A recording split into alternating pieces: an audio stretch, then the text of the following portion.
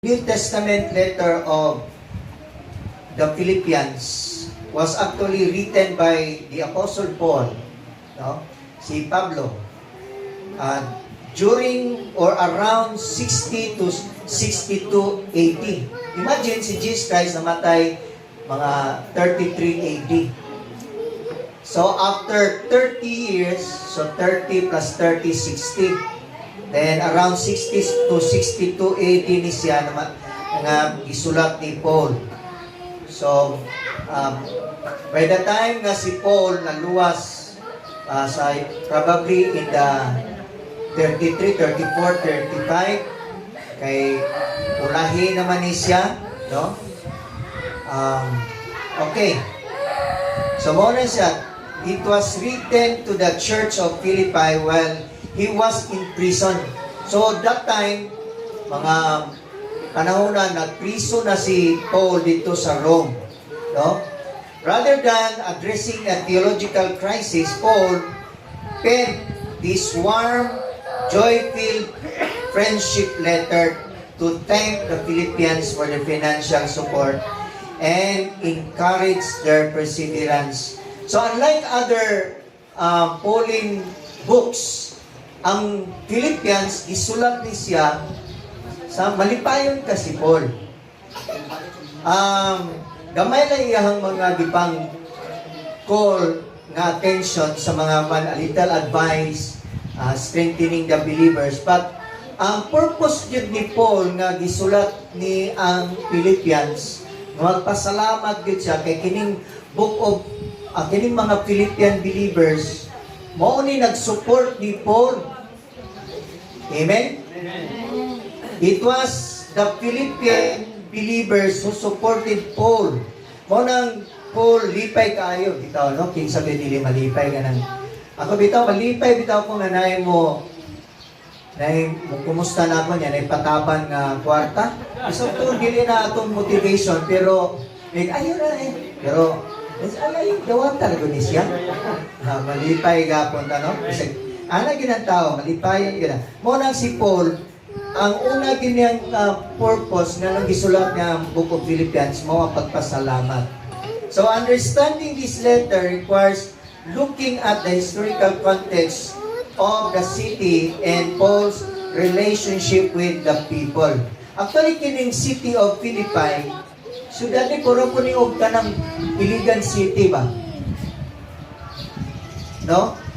Located in ancient Macedonia. Philippi was a prestigious Roman colony. So when you say prestigious Roman colony, a little bit advanced compared to other cities. No? Advanced.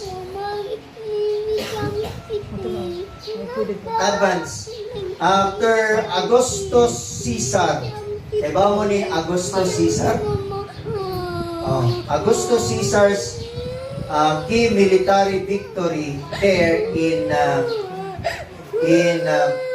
Philippi, and now this place became a retirement outpost for Roman military veterans. So ganahan ang mga Roman military veterans dito magpuyo. Hello? Dito sila magpuyo sa Philippi. So mga Roman soldiers, dito sila magpuyo. Bitaw atong Pilipinas, bitaw gana. Daghan kay mga American, mga retired, mga aged American na magpuyo diri sa Pilipinas. Kay kung dito sila magpuyo silang Amerika, silang lugar, they will not live like a king. Pero pag abot nila sa Pilipinas, napa sila'y gwapa nga asawa, unya, magpuyo pag sila nga murag kanang kinabuhing hari, diri kay ngano ang ilang kwarta dito, dollar, unya, mag-times 60, perting dakua diri sa Pilipinas. Amen? Munang daghan po mga Filipina nga kapit sa patalim po, kapit sa patalim, usually mga itong kayo nga dili kayo kaibugan sa mga Filipino male, pero ganahan man gyud ang mga American. Kung ikaw puti ka, murag pareha sa inyong beauty, dili mo ganahan sa American. Ang American dili ganahan ninyo. Amo ni si Stephanie dili ganahan ng American ani. Kaya nga no, puti kaayo niya para sa to gwapa ni Stephanie pero sa American dili niya. Ang ilang ganahan kanang murag chimay ug naong. Eh gwapa man na sila. Mga gwapa. Okay. Napa ba mo diha? So mo nang ining mga veterans dito magpuyo. Nya mga nationalistic kini sila loyal kay sa mga Romans. Okay.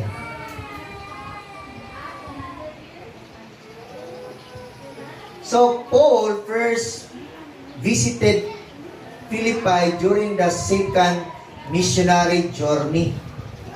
So si Paul, missionary man to siya.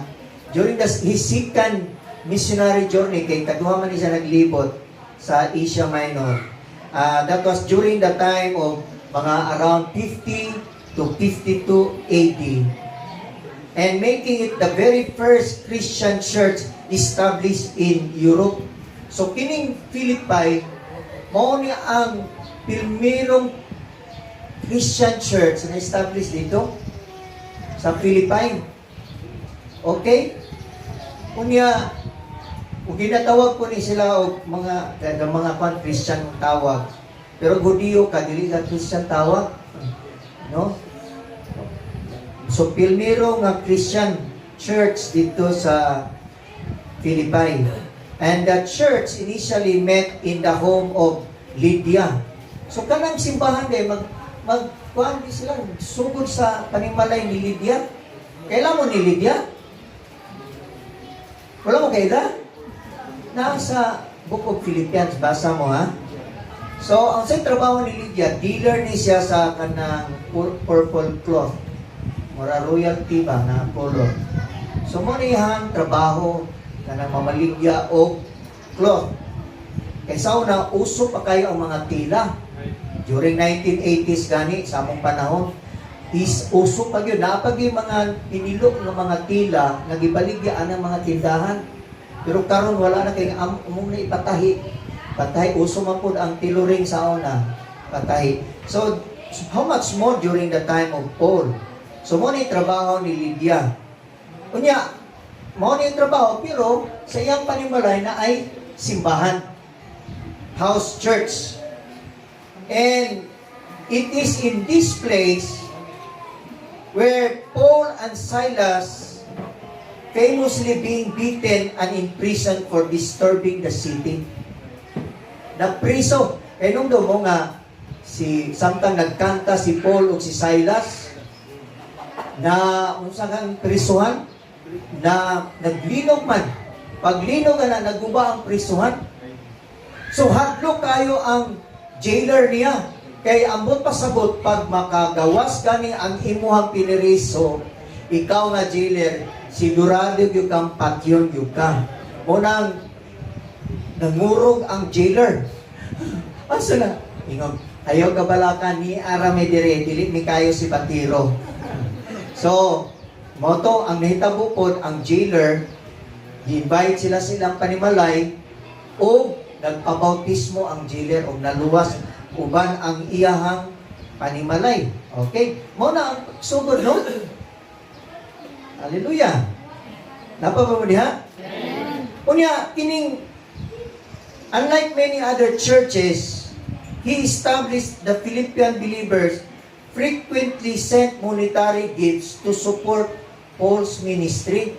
So, bisan pag-asa na si Paul dito sa laing lugar, ang kining Philippian believers nagpadala po ni kwarta ni Paul para pang pamiliti, para pang pagkaon, para pang mga address sa iyang mga pagpanginahanglan.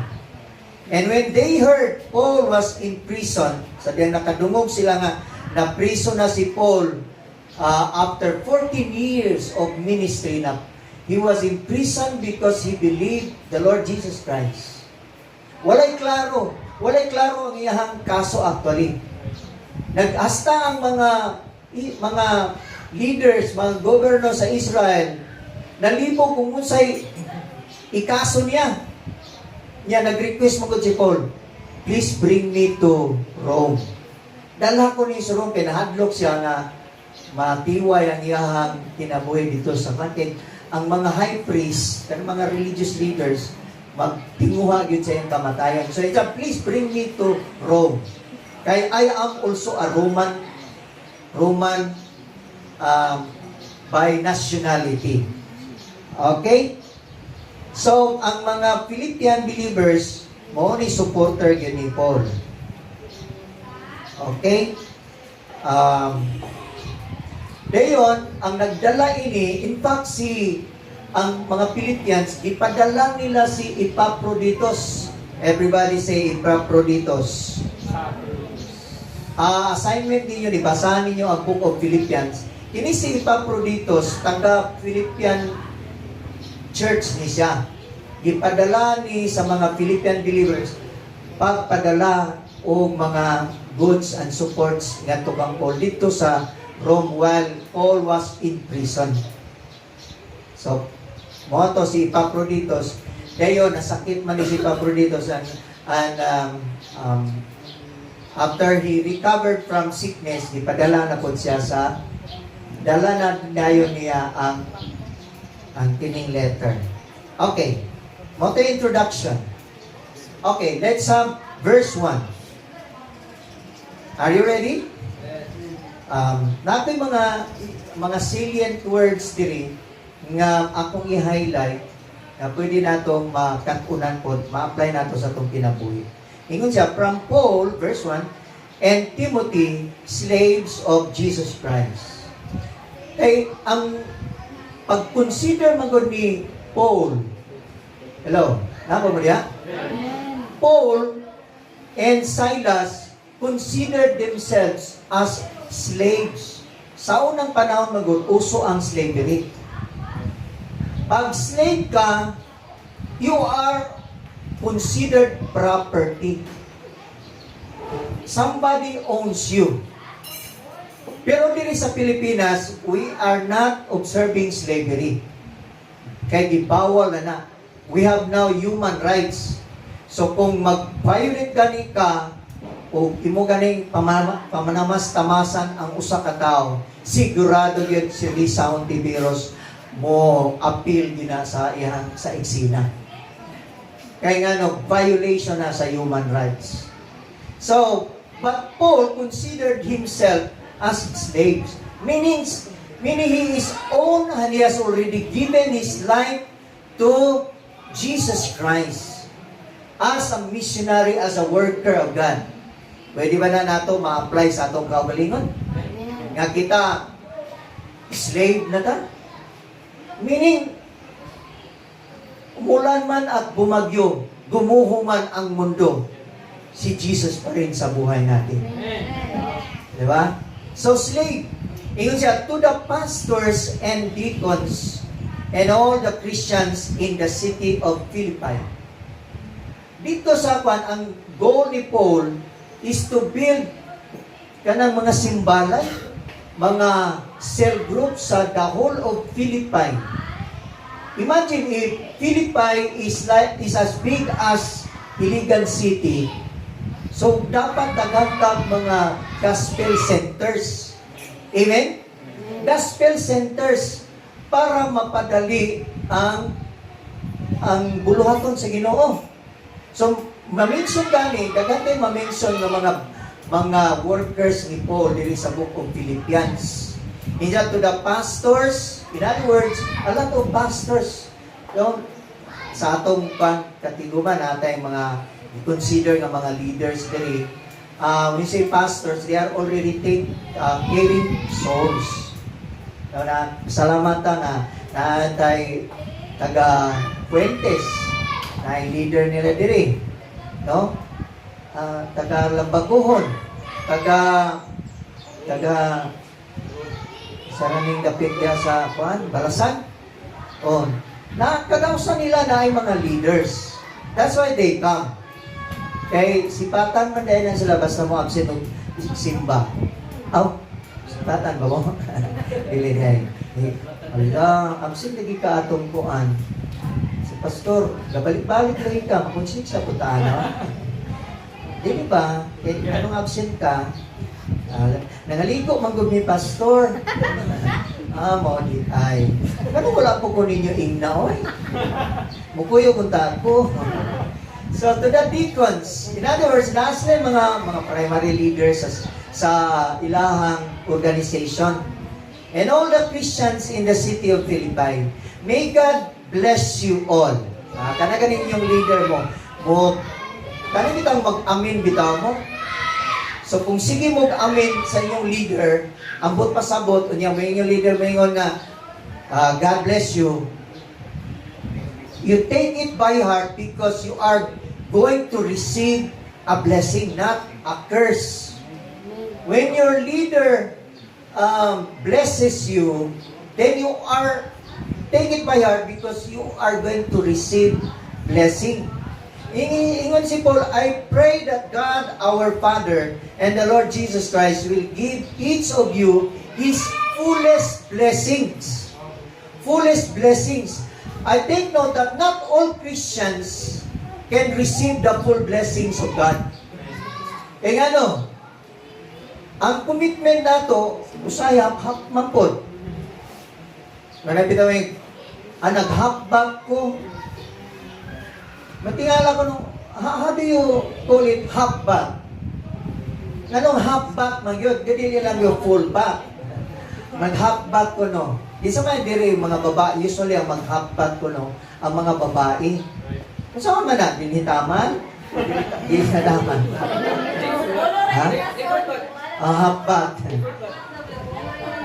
Ako sukad, masukad, wala man ko maka-half back. Nanghimasa lang ko.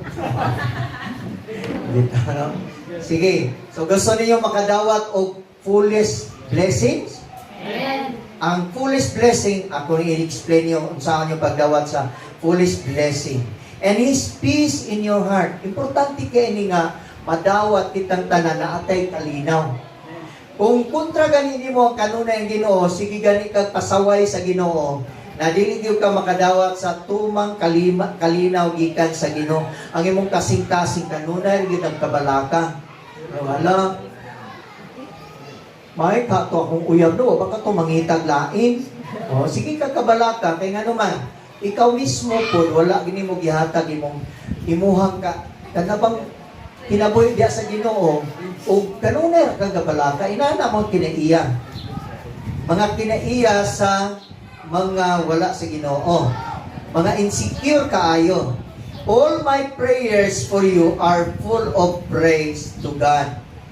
Anong malipayon si Paul, like I said, ingon siya tungod sa, when I pray for you, my heart is full of joy because of all your wonderful help in making known the good news about Christ from the time you first heard until now. Mao din, no?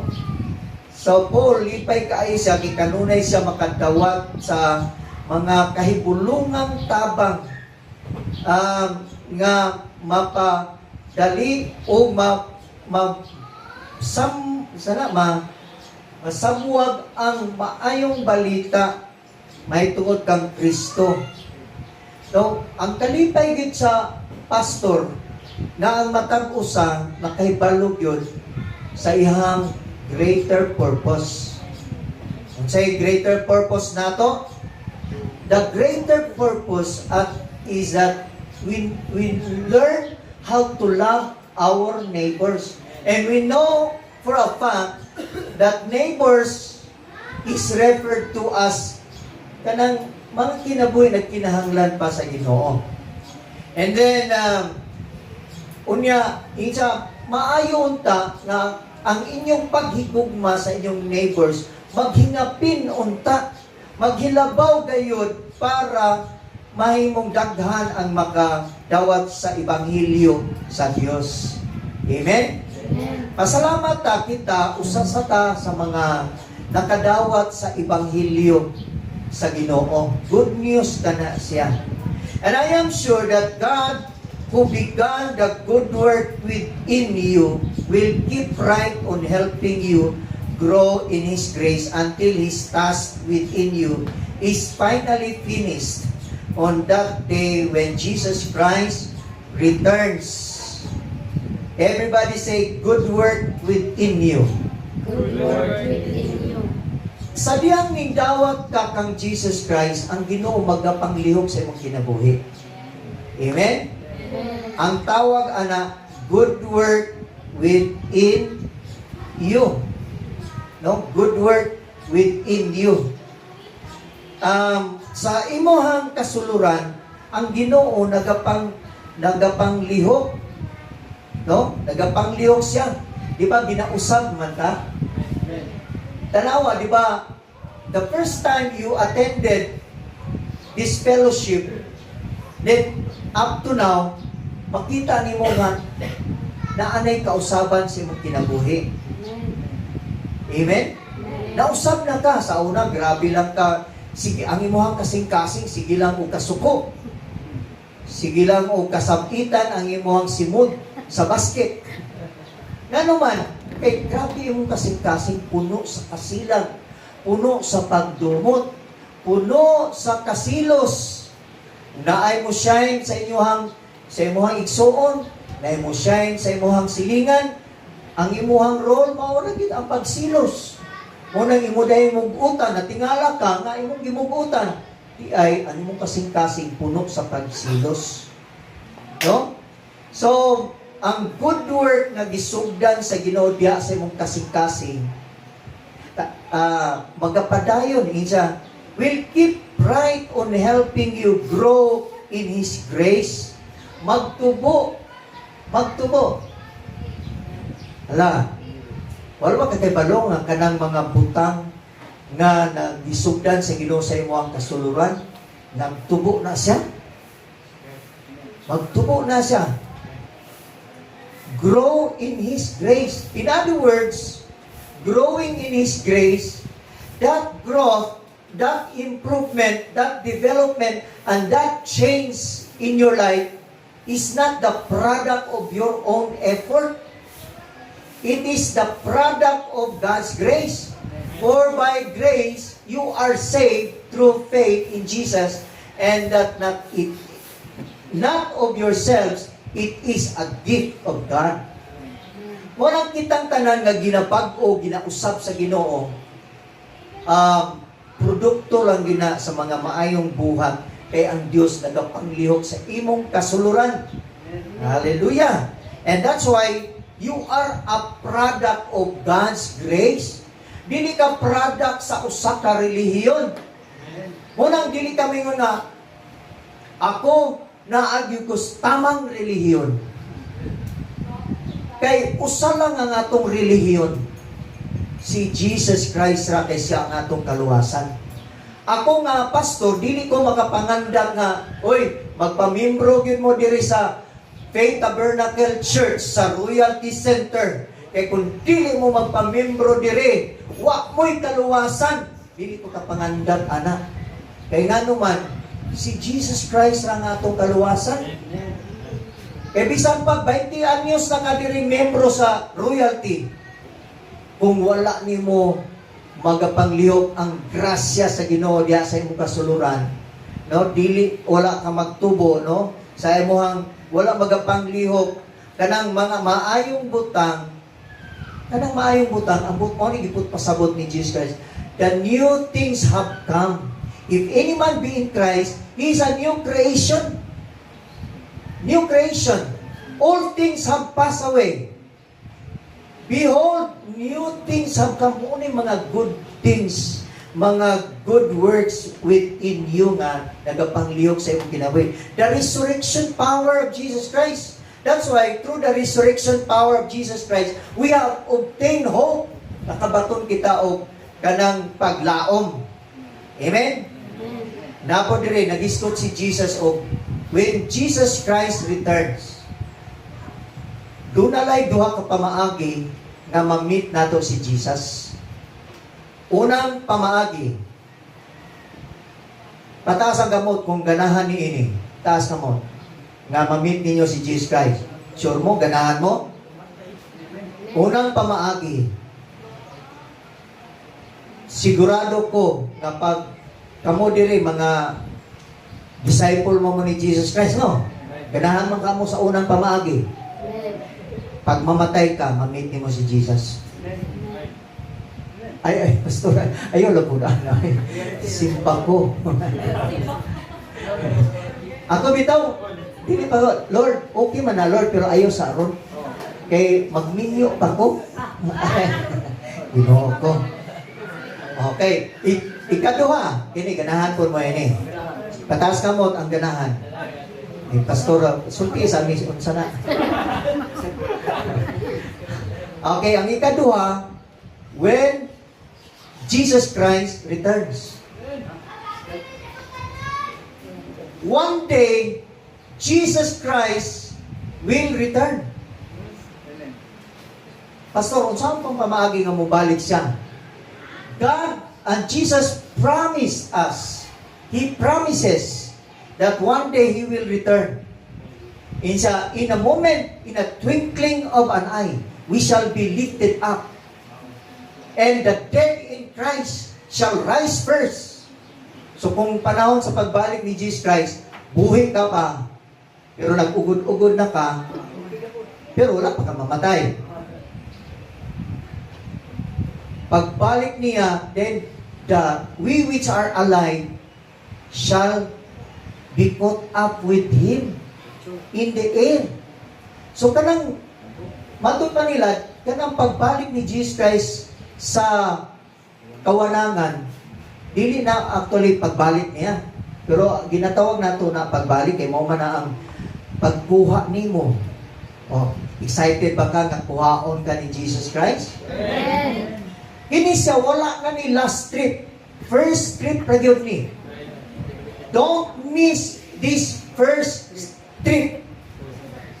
Kay wala na yung last trip. Wala na po yung UI. Pwede lang po. Kinaapang may utang ng pami. Usapan ni ka pa noon ba? No more. No more standing. Kay the first trip has gone. During the coming of the Lord Jesus in the air, ang siya nga na ay smart, na ay globe, o na ay PM, o na ay dito na signal, mauray makaldungog o makut up dito sa kawanangan. Naaba ka niya ng mga signal. Joke na to ha. Ang signal kabot gipasabot nako naa kay Holy Spirit diri sa imong sulod. Mao nay internet nato ang Holy Spirit. Mao nay atong connection. Pag naa kay Holy Spirit sa imong sulod, kanus aning sulod ang Holy Spirit? The moment you receive Jesus Christ as your Lord and Savior and you surrendered your life to Jesus, Lord, forgive me of my sin, and I receive you as my Lord and Savior. From that time on, the Holy Spirit will sow a seed of life in you. Magtanong siya og liso sa kinabuhi diha sa imong kasuluran. Ug kana nga liso mutubo na. Mutubo na, dili ka mutubo spiritually. Wala ka ningingon ni Paul diri nga I am sure that the God who began the good work within you, because God cannot work within you if you do not have the Holy Spirit. Amen? Kung walay Holy Spirit diya sa imong sulod, kay mao man ang imong signal. Mao na imong signal. Kung wala gani kay Holy Spirit, nagkabuang na lang ang tanan. Ikaw, relax lang ka, padung na ka sa impyerno. Wala ka ka-appeal sa first trip. Dapat mo-appeal kita sa first trip. Kinsay excited na mo-appeal sa first trip sa ikaduhang pamaagi sa pag-meet nato sa Ginoo. Amen. Hallelujah! Ako excited ko. Pero dili ko excited anang first na pamaagi nga mamatay. Ayo sa Lord. Kay mutanaw pa ko og 12 ka apo. Grabe po no? Niya kay si Mil kay na may ikaduha pa man niya. Niya si Janice, akong giadto sa Davao. Janice, na anak kay uyab. Magminyo na ka. So wala pa ko'y uyab. Kung dili ka magminyo, ako na lang magminyo. Yan ko siya nga, ayaw magminyo, ako sa'y primero. Kunya, kano sa pa mo ka magminyo? Dito lang. Hallelujah.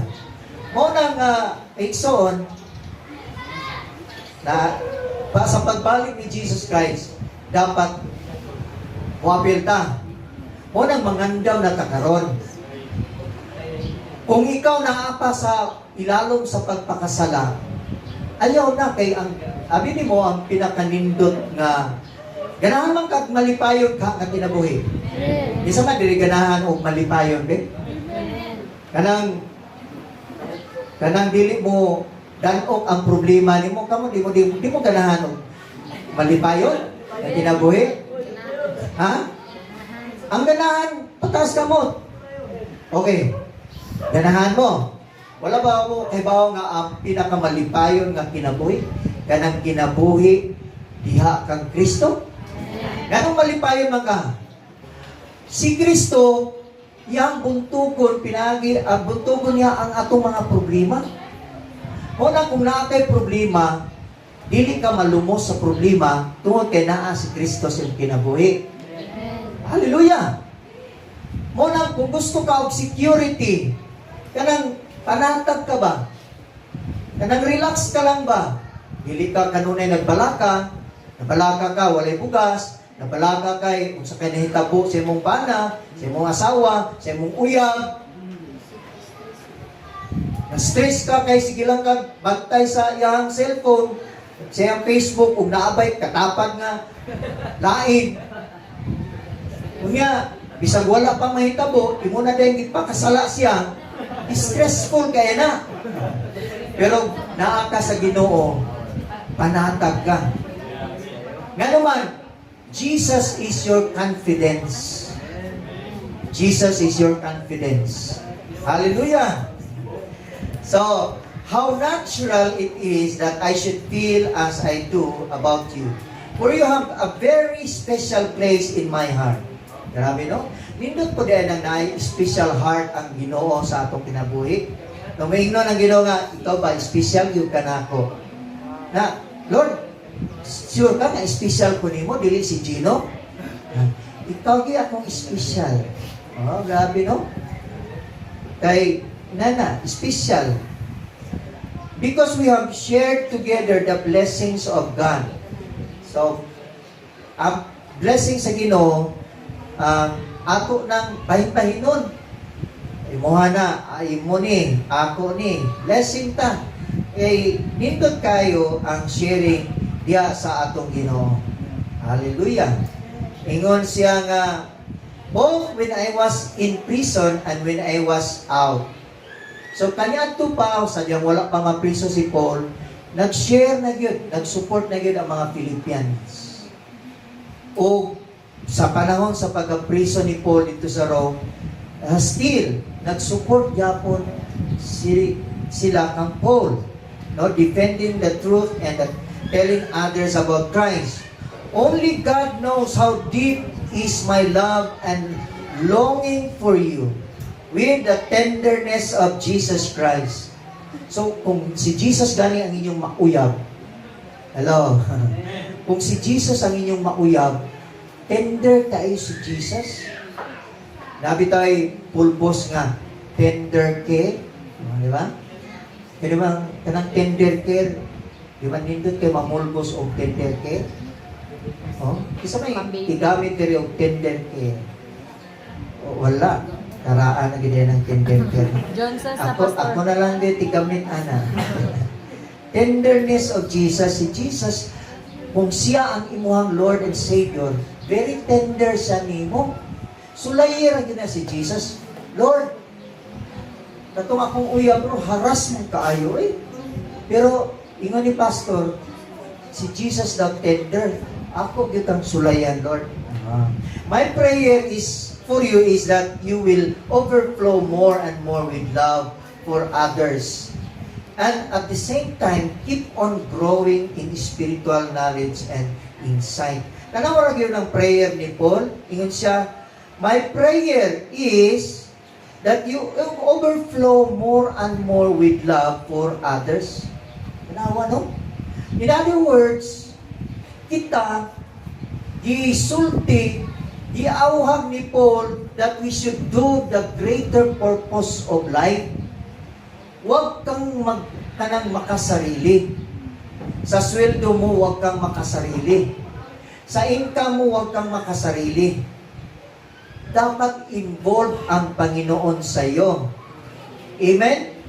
And he said that your love will overflow more and more with love for others. Muna, kanang bitong 5 aspects of church growth. Kung imo ning mabuhat gani siya, busy gani kaning 5 ka aspect. Number 1, kining team. Busy gani kapag kanang build og imong team. Team leader ka. Team ba kanang mahimo nimong kaabag sa imong pagpanarbaho sa Ginoo. So team meaning team of leaders, dapat mag-build ka ana. Ikaduha, dapat na ang kay cell group. Kaya ka naman kung cell group, like I said, in my other Sunday preaching, mao din mong panimalay. Ikaw mismo po, assured ka, di ba ka ng atong balay, mao na atong security. Pag naanagani ka sa imong balay, secure kay ka. Nga naman, naayo ba nga dili secure pag ma-out sila sa balay, kay ang ilang CR naaras balay? Ngayon na, nga magdali makaguli. Kalibangon ka ko. Ha? Kalibangon? Sensor ba na? May CR na mo. Diri tanaw, kalimpyo namang among CR. Dili, lahit mang ditong among balay. Di ba? Ang imong balay, mo na imong security. Pag nakakit ka lang, secured ka. Kung nakakay mga leader, nag-leader ka, nakakay cell group, secured panatag ang imuhang mga disciples. Amen? O, nag-disciple ka diha. Ginapatubo ni mo, tudluan ni mo sa pagpanghugas. Pagpanghugas o mga kinabuhi. Tudluan ni mo unsaon pag maayong pamatasan. Nga dili na sige pamalikas. Kaibaw mo, nakasugap, nakahalubilo mo ka ng grabe ka unbeliever.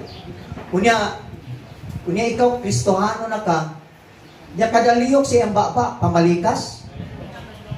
Kadaliyok sa iyang baba, makita ni mo ang status sa iyang kasing-kasing nga, grabe ka hugaw. Nabitaw ko'y na ako'y acquaintance nga nabulabog ming tanan. Pag intra niya, ako siya, ay, mate, kumusta? Tsak, maglagot yung po anang atong usa ka classmate. Hambog kayo. Abi niya, kids siya red bright.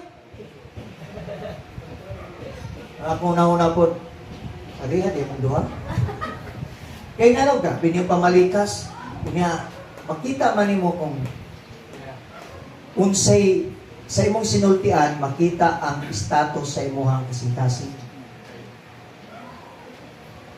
So sa atong kita ng mga Kristiyano, dapat ang atong kasing-kasing na pag-u sa Ginoo, ipag-u na.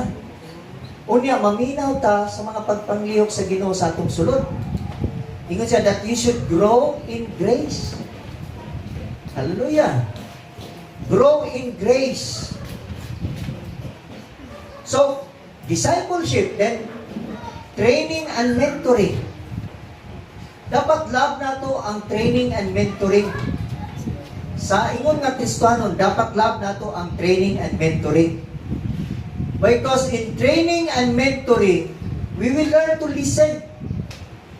In training and mentoring, we will be advised how to behave and how to become effective Christian, to be effective disciple. Ana ang mabuhat sa training and mentoring. So, then, we will also learn strategy. Sa ikanang pagpangabig o kalag, dapat natay strategy. Mag-strategize ta kung saon. Amen? To some of us, atong natudluan, mo na mag-lesson yun ta, mag-small group yun ta, mag-training yun ta, magka-sinayranay yun ta, magka-atubangan yun ta, kay aron makatuna nato ang mga strategy unsaon. Para nang paano? Kanang saging, abilan ninyo ng saging-saging na na. Abilan ninyo gatas-gatas lang na. O Milo-Milo lang na. So pag yun, kapi-kapi lang na. Actually, strategy na. Hello? So kung naamoy mga pag-uhan niya, atuwa pa, dadaagan dito, pakapiha gayon. Kaya ron mapanatag iya physically. Okay? Amen ba? Amen? Oh, punta na ninyo. Punta lang yun na ninyo. Murag lahi ito pasabot, no? Hallelujah.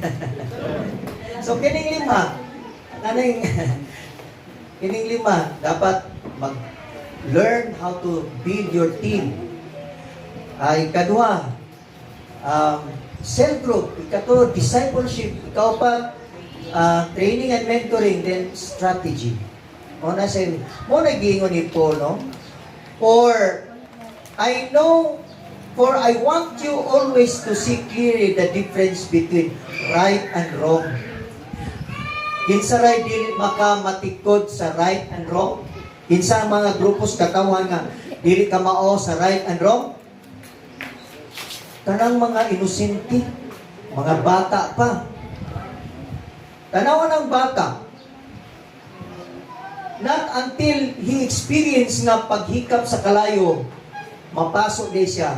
Pero wala pa siya maka-experience, mamugos din siya o duot ng iyang kamot, unsa ng kalayo. Ayaw na, kay mapasok ka, mayingon po, Mama, unsa man ang paso? Ayaw, lagki, kay mapasok ka. Sagdira ka na siya. Pagana niya,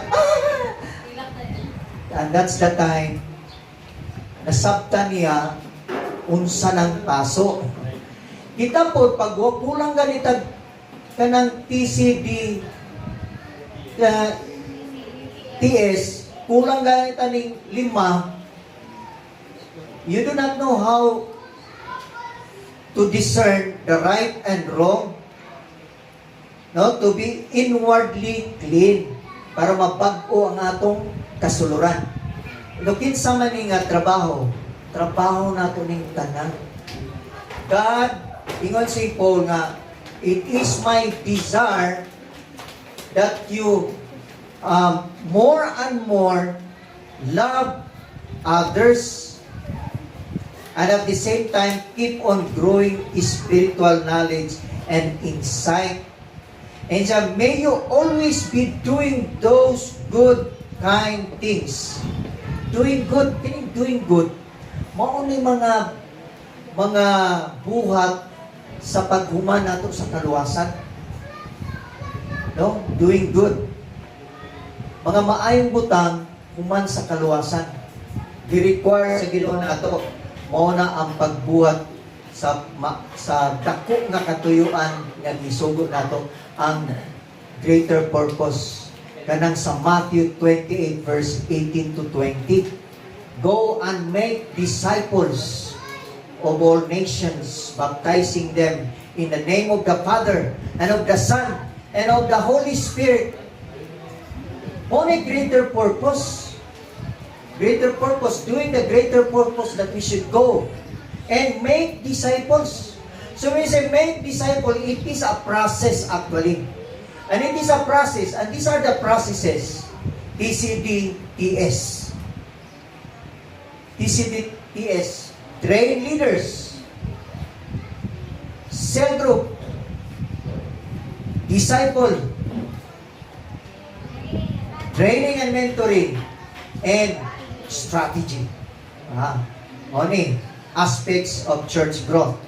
Praise the Lord. Kalay ko ng Ginoo.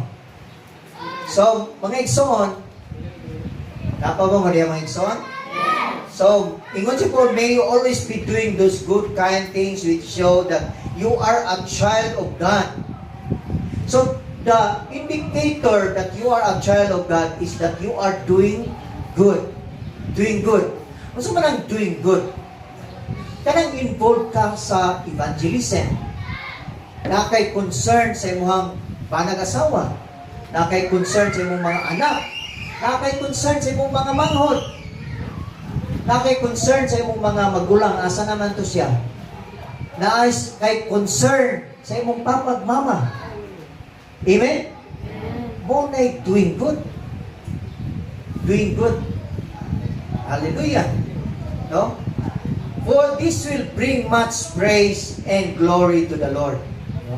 Kung saan makahatag o kanang praise o himaya sa Ginoo, kanang doing good, greater purpose. And this is an indicator that you are a child of God. Di ba na po nag-gisulti po natin Jesus Christ? Nga unsay mga indicator nga ikaw usa ka disciple, that you bear much fruit, nga magbunga nga atong kinabuhi, magdaghan o kanang fruit that refers to other lives, our neighbors. Praise the Lord, no?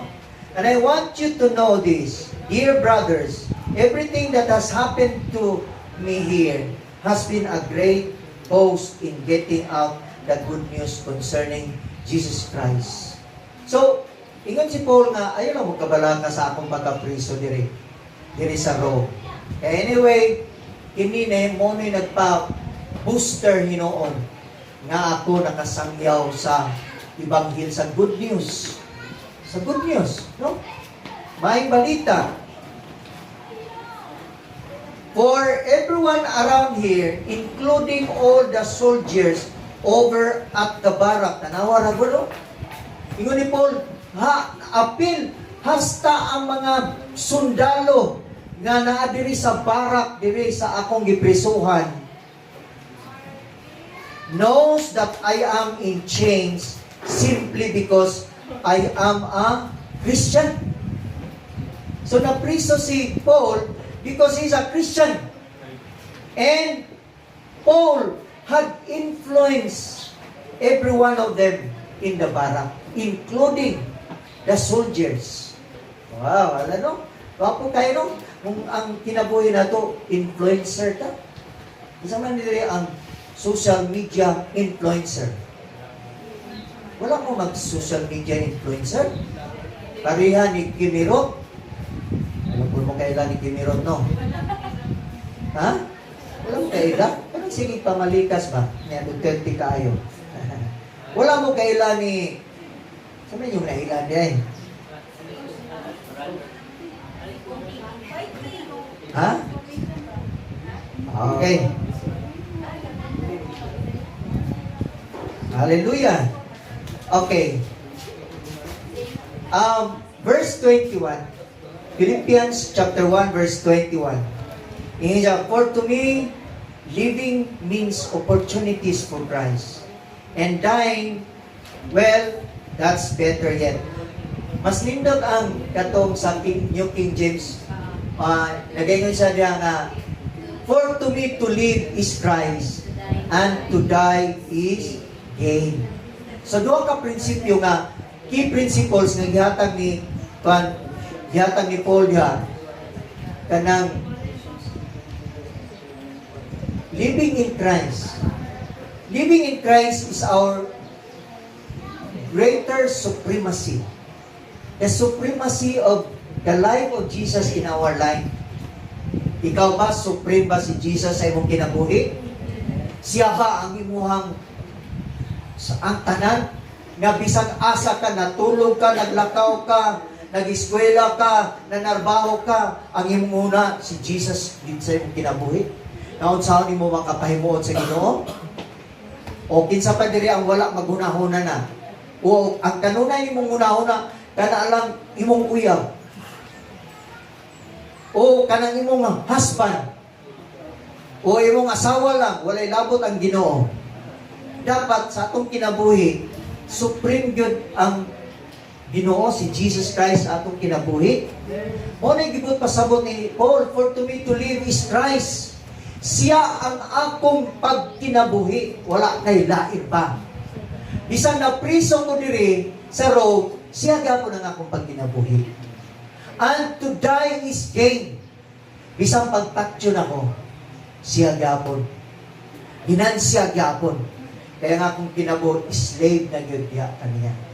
Hallelujah! What a wonderful commitment of Paul, no? Grabe. Ni Paul pa, Lord, kay ikaw man, sa matag adlaw, gusto na ako